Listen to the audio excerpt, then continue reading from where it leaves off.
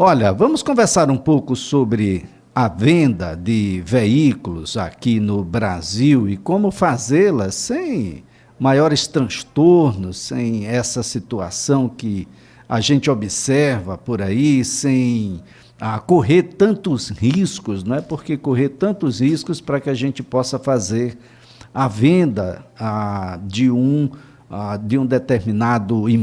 determinado veículo. Aliás, o estado de Alagoas é o sexto estado no Nordeste a aderir à venda digital por meio da Carteira Digital de Trânsito, a CDT, para a venda e a compra de veículos. Ninguém melhor para falar sobre o tema do que o secretário nacional de Trânsito, doutor Adroaldo Catão. Lembro que a Secretaria Nacional de Trânsito faz parte do Ministério dos Transportes. Doutor Adroaldo, um bom dia. Bom dia, Elias. Prazer mais uma vez falar com um amigo, com os ouvintes da Rádio CBN. Sempre bom estar tratando desses assuntos tão importantes para o nosso dia a dia, né? Pois é, segurança, facilidade, nós temos desburocratização. O que é que a gente poderia elencar ainda como elemento positivo dessa que é agora uma realidade, a venda digital de veículos aqui no país? Elias, eu queria destacar que assim, a gente está continuando, na verdade, um caminho que aí em Alagoas o Detran já vinha seguindo e agora o presidente Marco Firma continua nesse trilho aí, né, que acho que é um caminho sem volta, né? Os governos precisam investir cada vez mais na facilitação dos serviços para o cidadão. Acho que é esse o caminho que a gente tem que seguir. E qual é a ideia aqui na venda digital? Você sabe que o processo de venda e transferência de um veículo, ele é extremamente complexo, para não dizer burocrático, né? E isso tem uma razão de ser, quer dizer, não é pela mera burocracia em si, né? É porque o veículo é um bem de alto valor e a gente tende a criar uma série de requisitos para evitar fraudes, né? É para isso que deveria servir a burocracia. Então, o que é que o mundo digital faz? Ele facilita, permitindo com segurança que a gente faça o serviço de uma maneira mais simples e mais rápida. E aí, Elias, aqui no Ministério dos Transportes, o ministro Renan Filho sempre nos orienta nesse caminho, né? Aqui na área da Senatran, que tem muito essa relação de prestação de serviço por causa do trânsito, o nosso objetivo principal aqui é esse. Além de, claro, buscar a redução dos sinistros de trânsito, a gente precisa também, na área dos serviços, facilitar o serviço para o cidadão. Claro que para isso a gente precisa também da parceria dos Detrans, né? Porque é o Detran que na ponta presta o serviço. E a gente aqui na Senatran tem que preparar o ambiente, o sistema, né, de informática, o sistema digital, para que os Detrans, ao prestar o seu serviço, por meio da nossa carteira digital de trânsito, chegue diretamente ao cidadão. Hoje a gente já tem 19 estados que aderiram à venda digital e Alagoas está aderindo também, agora recentemente. Já temos aí algumas transações ocorrendo, né, por meio do aplicativo, e isso é muito bom. Isso demonstra que o nosso estado também está indo no caminho da digitalização. Agora, é um procedimento complexo ou ele é autoinstrutivo, de modo que as pessoas vão fazer isso com tranquilidade e com segurança, doutor Adroaldo? O que é que a lei manda, Elias, para facilitar e dar alguma segurança para o cidadão? Ela exige que o documento que o cidadão vai usar para transferir o veículo, ele seja assinado por vendedor e comprador, não é isso? Todo mundo que já fez uma transação dessa sabe. Antigamente, Elias, não sei se você lembra, mas esse documento era aquele documento que você guardava em casa, né? O recibo do veículo era o DUT, né? E esse documento ele acabou, né? Há algum tempo, ele se transformou num CRV digital, e por isso agora, na hora de você transferir o veículo, você tem que pedir ao Detran uma ATPV, que é uma autorização para a transferência. Então esse processo tinha ficado muito burocrático, você imagina, você teria que ir ao Detran para pedir uma ATPV, aí você vai ao cartório, reconhece as firmas, volta ao Detran para dar entrada na transferência, quer dizer, não havia crucis, né? Então o que é que a gente fez? a ideia é que você faça tudo isso pelo aplicativo, tá? Você pede o ATPV pelo aplicativo, que é a Carteira Digital de Trânsito, tá? É o mesmo aplicativo que tem a sua carteira digital, aquele aplicativo da sua CNH digital, tá? E é o aplicativo também que tem o seu documento do veículo digital, é o mesmo, é o aplicativo aqui da Senatran, que também está em direta relação com os Detrans, tá? Ele é um aplicativo aqui da Senatran, mas os Detrans, claro, eles também estão integrados a esse aplicativo. Então você vai lá e no próprio aplicativo você faz tudo, você pede o documento, o Detran emite o documento de forma digital, você assina por meio do aplicativo gov.br, isso é muito importante, e aí você encaminha imediatamente para o comprador do veículo. E ele, quando receber no aplicativo a notificação, push, né, a notificação, ele vai lá e aceita e assina também. E aí já está tudo resolvido. Quer dizer, agora só falta a vistoria, né? Ainda tem a vistoria. Mas pelo menos essa etapa, que você necessitava ainda fazer um reconhecimento, ir ao cartório, ir ao Detran, quer dizer, você pulou toda essa etapa com a venda digital. Esse é um primeiro passo, Elias, que a gente está dando, mas o nosso objetivo aqui na Senatran é também simplificar o processo de vistoria, tá? A gente vai dar uma modificada geral. Por enquanto, a venda digital é a primeira etapa, o primeiro passo. Você consegue já fazer a parte da venda, né, por via digital. Fica restando apenas a transferência mesmo do veículo, que aí é o procedimento administrativo que precisa ainda da vistoria presencial. Agora, doutor Adroaldo, é uma tendência e muito provavelmente, assim como aconteceu com outros procedimentos relacionados a veículos, deve virar uma obrigação, né? A gente deve, de fato, deixar essas coisas que são mais presenciais e atualmente desnecessárias, e a partir desse período aí, eu diria que é um período de transição, mas a tendência é de que a gente não tenha mais esse serviço presencialmente no futuro, ou não? Não, eu acho que vai sempre conviver, né, Elias, a necessidade de um atendimento presencial, nem que seja residual, especialmente porque a gente ainda vive no Brasil um problema de inclusão digital, né? Então, haverá sempre a necessidade de algum atendimento residual, mesmo em órgãos que vão se digitalizar por completo. E eu acho que o trânsito, e aqui na Senatran o nosso caminho vai ser esse, tá? Sempre lembrando, em parceria com os Detrans, né? Nunca a gente vai vai tomar qualquer decisão aqui sem a parceria e a consulta e a participação dos órgãos de trânsito estaduais. Mas o nosso caminho aqui não tem outro, é digitalizar e ampliar os serviços para o cidadão, de forma tal que, se ele quiser, ele vai fazer tudo sem sair de casa por meio de um celular. Claro, aí vai depender de cada tipo de cada Detran, de cada estado, cada um tem sua realidade, ele pode deixar lá o atendimento residual para as pessoas que não têm esse acesso, ou mesmo para quando houver algum problema. Você sabe que os sistemas informatizados, eles às vezes também dão problemas. Então, esse atendimento residual, eu acho que ainda vai permanecer mesmo no futuro, mas a tendência, não tenha dúvida, é que a gente tenha a opção de se fazer tudo por via digital. Eu acho que não há mais nenhum impedimento do ponto de vista de sistema para isso, né?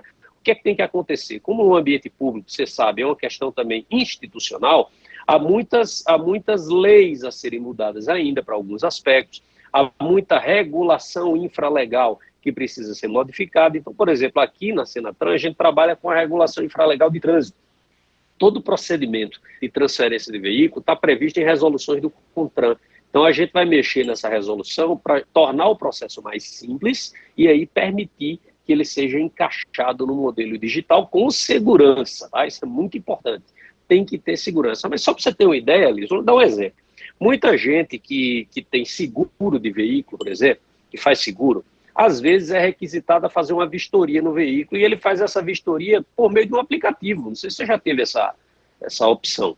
Mas, ora, se é possível fazer isso por meio do seguro, a gente tem que tentar também pensar em fazer isso, por que não, por meio do aplicativo, também no âmbito das vistorias nos Detrans. Isso é uma coisa a se pensar, uma coisa a se trabalhar, um caminho para a gente percorrer, né? Eu acho que até chegar lá, a gente ainda vai ter que amadurecer algumas questões na área de segurança. Mas o caminho é esse. O caminho é facilitar a vida do cidadão, tirar todas as amarras desnecessárias, dando a segurança para a transação, porque esse é o papel da legislação no âmbito do trânsito e da transferência de veículo. O papel é esse, é facilitar a transação, é dar segurança e confiabilidade à transação, e não dificultar, colocar amarras, colocar empecilhos. Bem, lembrando a todos que o serviço está disponível apenas para veículos com CRV digital e que a base de tudo é a conta gov.br, que é gratuita, você pode baixar aí em todas as plataformas e fazer com que você tenha a biometria e o reconhecimento facial, que vai te dar a condição da conta ouro, e só a partir daí é que você tem acesso a esses serviços. Agora, para a gente finalizar aqui, Adroaldo, eu gostaria que você falasse um pouco, que parece uma preocupação muito grande lá na Secretaria Nacional do Trânsito, com a questão da educação de trânsito, né? Não só para aqueles que estão ali no volante, mas para aqueles que estão dentro do veículo e aqueles que estão fora, os pedestres. Parece que a gente precisa chegar numa equação onde o resultado seja um pouco mais positivo. Parece que intensificar essas campanhas de educação me parece ser aí uma ideia muito presente na Secretaria Nacional de Trânsito. Isso aí, Elias. A gente está encerrou agora o Maio Amarelo, foi um mês de grande mobilização, né? Você viu aí em Alagoas o Detran, o DR, as SMTTs, todas participaram aí desse esforço. Isso é sempre bom de lembrar o cidadão que ele vive no trânsito num ambiente de risco, né? Então, que ele não pode adicionar elementos de risco. Eu sempre tenho repetido isso, estou até me repetindo sempre. Mas eu tenho dito também, Elias, que agora é o momento de pensar que o comportamento humano, ele não é totalmente racional sempre, tá? O motorista, o piloto da motocicleta, o pedestre, ele está distraído com outros assuntos, ele está preocupado com as coisas da vida, ele está, entendeu? Ao mesmo tempo que ele pilota e que ele dirige, ele está cheio de outros pensamentos. Então, a gente tem que também, no âmbito da gestão pública, criar o ambiente no trânsito para que o comportamento humano seja direcionado para a segurança, tá? Isso é uma responsabilidade compartilhada, Elias. Eu vou dar um exemplo muito simples, certo? Se você coloca uma faixa de pedestre num lugar em que nenhum pedestre nunca passou e não passa por ali, quer dizer, o fluxo natural de pedestre é interrompido, então, naturalmente, você vai ter acidente naquela via. Então, assim, não dá para moldar simplesmente o comportamento dessa maneira. Você tem que proteger o mais vulnerável do trânsito. Se os pedestres passam ali é na frente da escola, tem que ter uma faixa na frente da escola.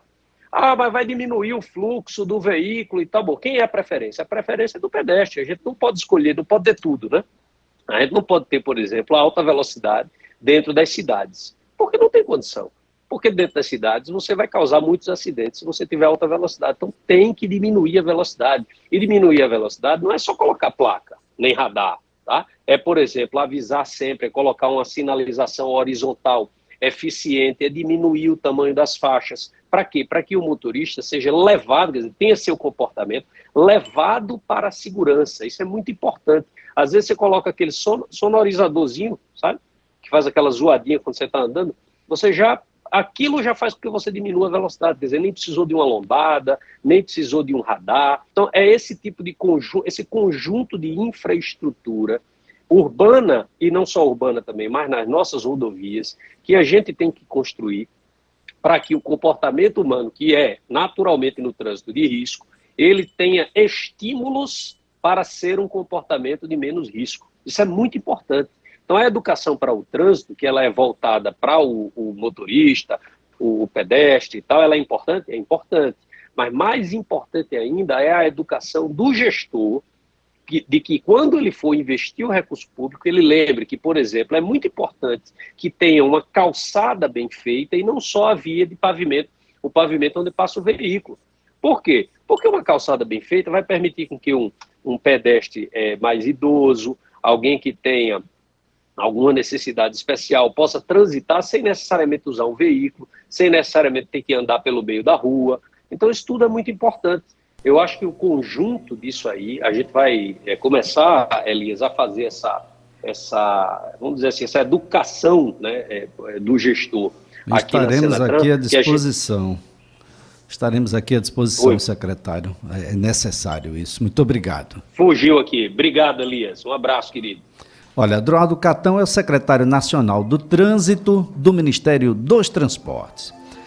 Às 9h mais 59, a gente vai a um breve intervalo, mas daqui a pouquinho estaremos conversando sobre uma nota que foi assinada conjuntamente pelo Ministério Público Estadual, Ministério Público Federal, Defensoria Pública da União e Ministério Público do Trabalho. Essa nota fala sobre a Prefeitura de Maceió e sobre as necessidades que tem a população da capital alagoana.